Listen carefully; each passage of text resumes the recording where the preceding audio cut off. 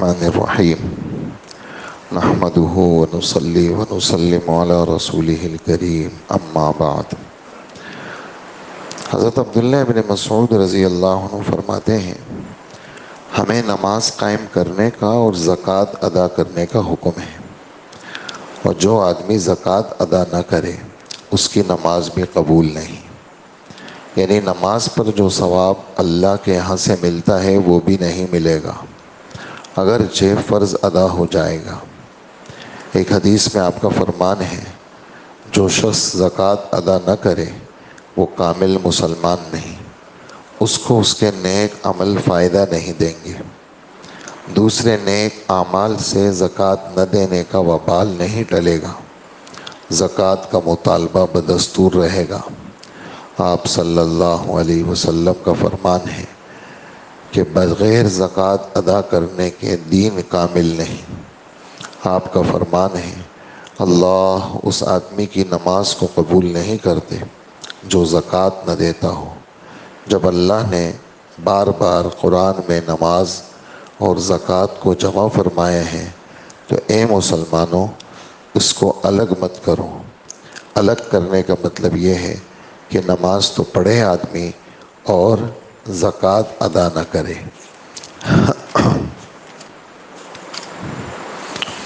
جناب رسول اللہ صلی اللہ علیہ وسلم کا پاک ارشاد ہے،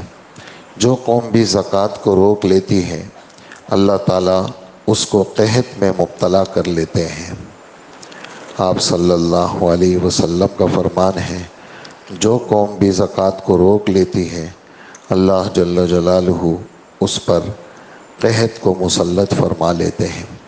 جناب رسول اللہ صلی اللہ علیہ وآلہ وسلم نے اپنی امت کو مختلف قسم کی چیزوں پر وہ متنبہ فرمایا ہے کہ جب میری امتیں یہ حرکتیں کرنے لگیں گی تو بلاؤں میں، آفتوں میں پھنس جائے گی۔ سرخ آندیاں، زمینوں میں دس جانا، شکلوں کا بگڑ جانا، زلزلوں کا آنا، آسمان سے پتھر برسنا، دشمنوں کا غلبہ، مسلمانوں پر دشمنوں کا مسلط ہونا، طاعون، قتل و غارت کا مسلط ہو جانا، بارش کا رک جانا، طوفان کا آ جانا، دلوں کا مرعوب ہو جانا، دلوں پر خوف کا مسلط ہو جانا، نیک لوگ دعائیں کریں بھی تو ان کی دعاؤں کبھی قبول نہ ہونا، یہ سب آفات حضور صلی اللہ علیہ وآلہ وسلم نے بتائی ہیں۔ اور جس حرکت پر جو آفت مسلط ہوتی ہے اس کو آپ نے تقریباً 1400 سال پہلے سے بتا دیا، اور اب ہم لوگ اس کے تجربے بھی کر رہے ہیں۔ ایسے حرف بحرف یہ ارشادات سامنے آ رہے ہیں کہ ذرہ برابر فرق نہیں ہو رہا۔ کاش ہم لوگ اللہ کے رسول جیسے شفیق کے ارشادات کی قدر کرتے، جو صرف مسلمانوں ہی کے لیے نہیں بلکہ ساری مخلوق کے لیے رحمت بنا کر بھیجے گئے ہیں، اور ان اصولوں پر عمل کرنا ساری ہی مخلوق کے لیے انتہائی فائدے کی چیز ہے۔ جناب رسول اللہ صلی اللہ علیہ وسلم کا ارشاد ہے، جو مال کسی جنگل میں یا دریا میں کہیں پر بھی ضائع ہوتا ہے وہ زکوٰۃ کے روک دینے کی وجہ سے ضائع ہو جاتا ہے۔ زکوٰۃ ادا نہ کرنے کے جو وبال عذاب آخرت کے ہیں وہ تو علیحدہ ہیں،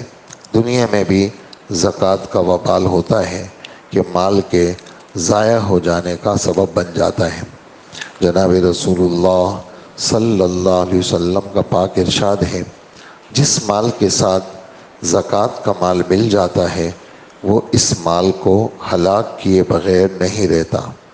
جناب رسول اللہ صلی اللہ علیہ وسلم کا ارشاد ہے، جس مال کے ساتھ زکوٰۃ کا مال مل جاتا ہے وہ اس مال کو ہلاک کیے بغیر نہیں رہتا۔ دو مطلب ہیں اس کے، ذرا تھوڑا سا سن لیجئے، بالکل آسان ہے۔ ایک مطلب اس کا یہ ہے کہ 1,00,000 روپے ہیں، مثال دے رہا ہوں آپ کو، زکوٰۃ 2,500 روپے نکلتی ہے، اس نے 2,500 روپے زکوٰۃ نہیں دی اور بس نہیں دی اس نے، تو یہ 2,500 روپے اس کے ذمے تھے، یہ 97.5 کے ساتھ مل گئے، تو یہ 2500 روپے جو اس کو دینے تھے اس نے نہیں دیے، یہ 2500 روپے اس 97.5 کو تباہ کر دیں گے، ہلاک کر دیں گے۔ ایک مطلب اس کا یہ۔ دوسرا مطلب اس کا یہ ہے کہ میں خود صاحب نصاب ہوں، میرے پاس عبداللہ کے پاس، زید کے پاس 5 لاکھ روپے ہیں، اس کے ذمے ہیں کہ وہ لاکھ پہ 2500 روپے کی زکوٰۃ دیں، لیکن وہ لوگوں سے مطالبے کرتا ہے کہ میں زکوٰۃ کا مستحق ہوں، مجھے زکوٰۃ دو۔ اس کے پاس پہلے سے 5 لاکھ روپے پڑے ہوئے ہیں، کسی نے اس کو زکوٰۃ میں سے 10,000 20,000 جو بھی تھے وہ رقم دے دی اس کو۔ اس نے یہ جو زکوٰۃ کی رقم لی 10-20 ہزار روپے جو بھی لی اس نے اپنے پیسوں کے ساتھ رکھ لی اس نے، یہ تو پہلے سے زکوٰۃ اس کے ذمے تھی، یہ زکوٰۃ بھی نہیں دے رہا، لوگوں سے زکوٰۃ لے رہا ہے، تو وہ زکوٰۃ جو اس نے لوگوں سے لے لی ہے یہ زکوٰۃ اس کے مال کو بھی خراب کر دے گی، تباہ کر دے گی۔ یعنی جب کبھی بھی یعنی اس کا اپنی زکوٰۃ نہیں دے رہا تو وہ بھی اس کے مال کو تباہ کرے گا، اور اگر کسی اور کی زکوٰۃ یہ اپنے مال کے ساتھ ملائے گا تو اس کے مال کو دوسری زکوٰۃ تباہ کر دے گی۔ وجہ اس کی یہ کہ فرض بھی ادا نہیں کر رہا اور لوگوں سے پیسے بھی لے رہا ہے۔ حضرت عبداللہ بن مسعود رضی اللہ تعالیٰ عنہ فرماتے ہیں جو آدمی حلال مال کمائے زکوٰۃ کا ادا نہ کرنا اس کو خبیث بنا دیتا ہے، جو شخص حرام مال کمائے زکوٰۃ کا ادا کرنا اس کو پاک نہیں بناتا۔ جو آدمی حلال مال کمائے زکوٰۃ ادا نہ کرے تو یہ اس کا چونکہ یہ جو 2500 روپے ہیں، مثال دے رہا ہوں آپ کو، 2.5% یہ سروس ہے، یہ سروس ہے اس کی، یعنی یہ مال کی صفائی ہے، مال کا میل کچیل ہے۔ جیسے آدمی نہاتا ہے تو وہ میل کچیل بدن کے ساتھ لگا ہوا ہوتا ہے، صابن سے اس کو دھو لیتا ہے تو بدن اس کا اجلا ہوا ہو جاتا ہے۔ ایسے ہی یہ 2.5% کیا ہے، یہ سروس ہے۔ جب یہ دے دے گا تو اس کے مال کی سروس ہو گئی، صفائی ستھرائی ہو گئی۔ اور عجیب بات یہ ہے مال کی بھی سروس ہو گئی، اس کی بھی سروس ہو گئی، مال بھی پاک ہو گیا اور اس کا اندر بھی پاک ہو گیا، اس کا اندر کی بدنی بیماری بھی پاک ہو گئی، اور اس میں جو روحانی امراض ہیں، بخل ہے، حسد ہے، کینہ ہے، مختلف امراض چل رہے ہوتے ہیں انسان کے اختیار میں نہیں ہوتے، تو وہ مال کی ادا کرنے کی وجہ سے اللہ اس کی سروس بھی کر لیتے ہیں، ظاہری سروس بھی ہو جاتی ہے، روحانی سروس بھی ہو جاتی ہے۔ لیکن جب یہ ایسا نہیں کرتا، زکوٰۃ نہیں دیتا، تو اس کا مال بھی خراب ہو جاتا ہے، اس کا اندر بھی خراب ہو جاتا ہے۔ جیسے معمولی سی ہم گاڑیاں چلاتے ہیں، بعض بہت معمولی سی چیز ہوتی ہے کہ جی یہ فلانی چیز ہے یار، بس اس کو ہلکی سی ہوا دے دو تو گاڑی ہلکی ہو جائے گی، چل پڑے گی۔ لیکن جب وہ ہوا نہیں دیتا اس کو، فلٹر وغیرہ کو، تو وہ اچھی بھلی نئی گاڑی ہوتی ہے وہ اس کو تنگ کرتی ہے۔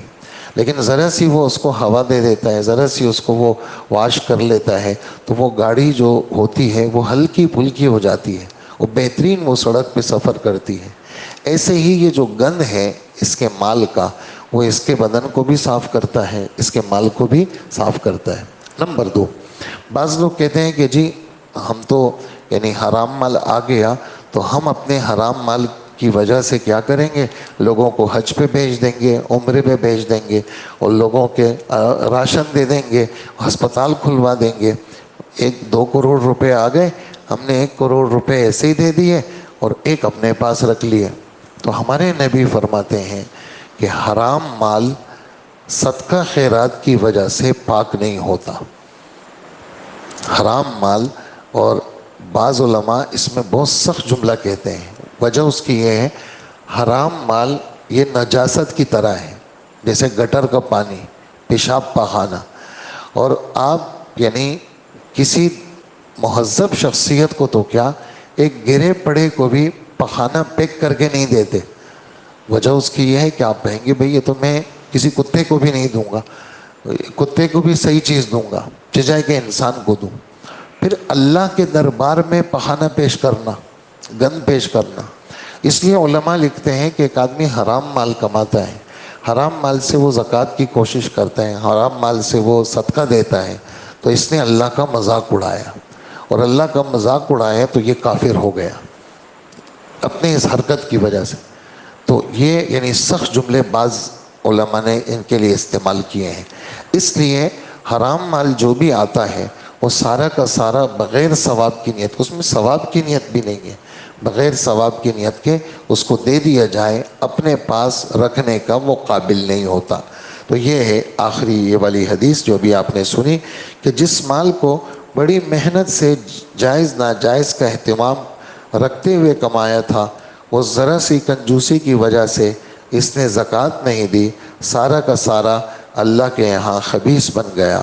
حضور صلی اللہ علیہ وسلم کا ارشاد ہے، جو آدمی حرام طریقے سے مال کمائے اور اس کو صدقہ کرے، اس کے بعد اس میں کوئی اجر نہیں ہے اور اس کا وبال اس پر رہے گا۔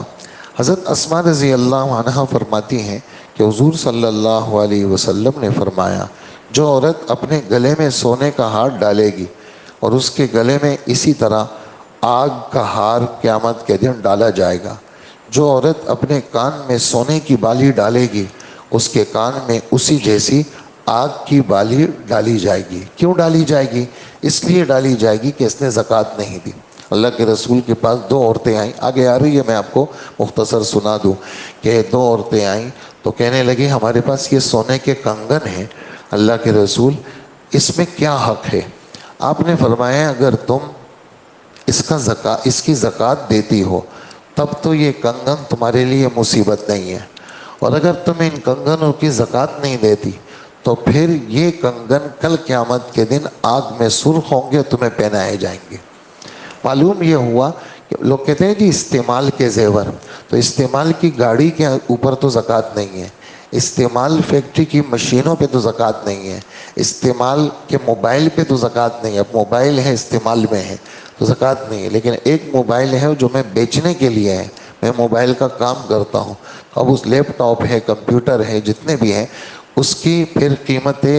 فروخت جو ہے وہ اس پر زکوٰۃ آئے گی۔ لیکن جو چیز استعمال میں ہے چاہے وہ کروڑوں کی ہے اس پہ زکوٰۃ نہیں ہے۔ لیکن سونے اور چاندی کے زیورات جو عورتیں استعمال میں لاتی ہیں اس استعمال میں بھی کیا ہے؟ زکوٰۃ ہے۔ حضور کی خود گھر والی حضرت ام سلمہ رضی اللہ عنہ وہ کہتی ہیں میں نے ایک زیور بنایا، میں نے اللہ کے رسول سے پوچھا اللہ کے رسول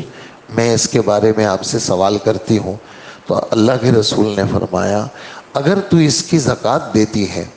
تو یہ تمہارے لیے پریشانی نہیں ہے، اگر تو زکوٰۃ نہیں دے گی اس کی تو پھر یہ کل قیامت کے دن آگ میں سرخ ہوگا اور تمہیں پہنایا جائے گا۔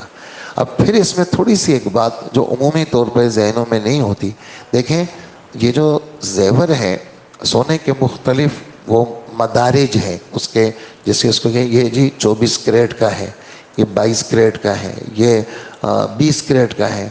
18 کریٹ کا ہے، تو 18 کریٹ تو بہت ہی پتلا ہوتا ہے، اس سے تو نہیں بنتا۔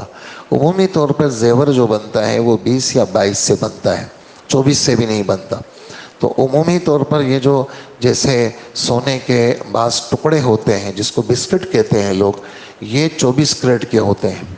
تو اور یہ جو زیور ہوتا ہے یہ 22 کریٹ کا ہوتا ہے، اس سے بنتا ہے۔ تو یہ جو 24 کریٹ ہے اس کی قیمت زیادہ ہے، چونکہ یہ بالکل خالص سونا ہوتا ہے، اس کی قیمت عمومی طور پر 20-22 ہزار روپے تولے میں زیادہ ہوتی ہے، 10 ہزار کبھی ہوتی ہے، کبھی بڑھ جاتی ہے۔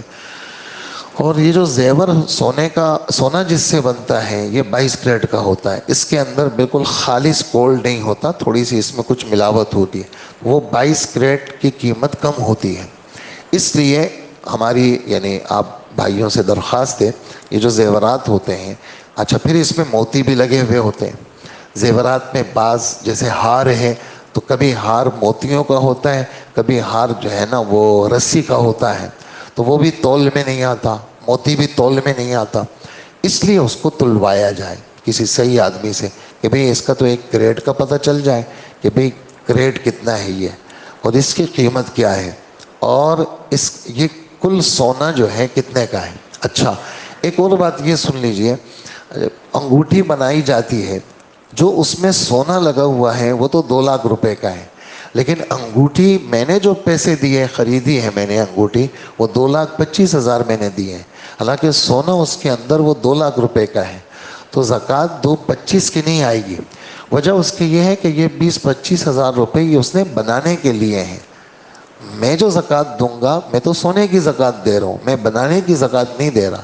تو عمومی طور سے ذہنوں میں یہ ہوتا ہے جی ہم نے تو زیور بنائے ہیں 30 لاکھ روپے کے، تو میں 30 لاکھ کی زکوٰۃ دوں گا۔ نہیں، 30 کی نہیں دیں گے، آپ اس کو وزن کر لیں۔ ممکن ہے کہ وہ 5 لاکھ روپے اس کی بنائی کے ہوں اور اس کے اندر چیزیں جو لگائی ہیں اس کے ہوں۔ اصلی سونا ممکن ہے 25 لاکھ کا ہو، 26 کا ہو، 27 کا ہو۔ اس کا حساب کر کے اس لحاظ سے یعنی 22 کریٹ 20 کریٹ یہ ذہن میں رکھنا ہے، اور اس کا حساب تلوا کر کے جی اتنے پیسے ہیں، اب پھر اس میں 100 میں 2.5 روپے وہ اللہ جل جلالہ کا حق بنتا ہے۔ تو یہ ذرا تفصیل عمومی معلوم نہیں ہوتی، اس لیے میں نے ضرورت سمجھی اس بات کی کہ میں آپ کے سامنے سونے کے حوالے سے یہ بات پیش کروں۔ باقی زکوٰۃ دینی ہے وہ تو دینی ہے، اس کا بیان آپ کے سامنے اس حدیث میں بالکل واضح آپ کے سامنے آ گیا۔ بس اس کو آج ختم کر لیتے ہیں، اور کل اللہ نے چاہا یہ حج کے بارے میں 2-3 دن انشاءاللہ حج کے بارے میں تذکرہ کریں گے، وہ کل انشاءاللہ ظہر کے بعد ہوگا۔ اللہ پاک ہمیں عمل کی توفیق عطا فرمائے۔ الحمدللہ رب العالمین والصلاة والسلام علی نبینا محمد وآلہ واصحابہ اجمعین۔ اے اللہ ہمارے گناہوں کو معاف فرما، اللہ ہماری مغفرت فرما، اے اللہ ہمارا یہ بیٹھنا قبول فرما، جو آسمانی باتیں بیان ہوئی اے اللہ ہمیں عمل والا بنا، اور ہمیں یا اللہ اس کا پھیلانے والا بنا، اور ہمیں مخلص بنا، اور اے اللہ عافیت عطا فرما۔ جو آپ نے ہمیں مال دیا ہے اللہ یہ سب کچھ آپ کا ہے، اس کا صحیح حساب لگا کر کے یا اللہ آپ کے نام لینے والے مسلمان غربا فقراء میں ہمیں تقسیم کرنے والا بنا۔ اے اللہ یہ مال ہمارے لیے وبال جان نہ بنا، نہ دنیا کے اندر بنا نہ آخرت کے اندر بنا، اور ہر خیر ہمیں عطا فرما، اور شر سے حفاظت فرما، اور دعاؤں کو قبول فرما۔ وصلی اللہ وسلم علی نبینا محمد وآلہ واصحابہ وامتہ اجمعین، آمین برحمتک یا ارحم الراحمین۔